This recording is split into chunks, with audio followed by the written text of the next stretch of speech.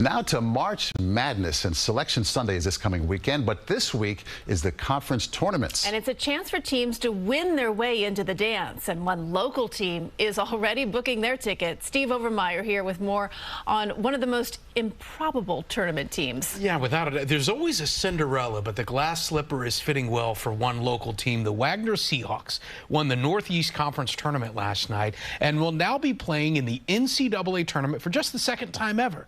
This year's journey defied all odds.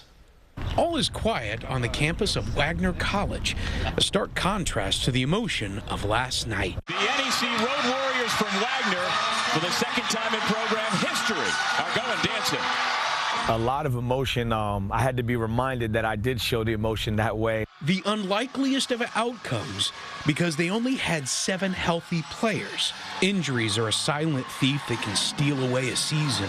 It has been so bad for the past 3 months, Wagner had no contact practices, leaving them to practice with nothing more than drills and their own spirit. The grind every day was hard, and you had to squeeze the most out of every day. It hasn't been ideal, 7 players, a lot of inconsistencies throughout the season.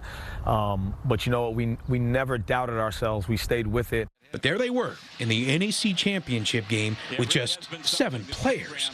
Their synergy compensating for the lack of depth. Coach preached toughness every day to us, so that's why we know we got toughness and we got heart. So we always been the underdogs. That don't faze us. When the final buzzer sounded, it heralded their unlikely victory.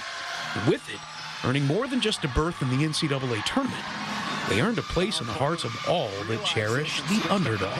It definitely feels good just to know that 10 years from now, 20 years from now, we'll be a part of Wagner history, knowing that we accomplished something big that not many have done. Well, they say they're not done yet. Anyone who doubts their chances, look no further than last year's NEC champs. Fairleigh Dickinson, as a 16 seed, knocked off #1 Purdue in one of the biggest upsets in tournament history. But what an incredible story for this group of 7 guys to come together and to make it to the NCAA tournament. They're likely going to be a 16 seed playing in Dayton without a doubt, but, they're in the dance without Fingers crossed. That's why we love sports, right? Stories like this. This is what we live for. Fantastic. All right. Thank you. Thanks, Steve.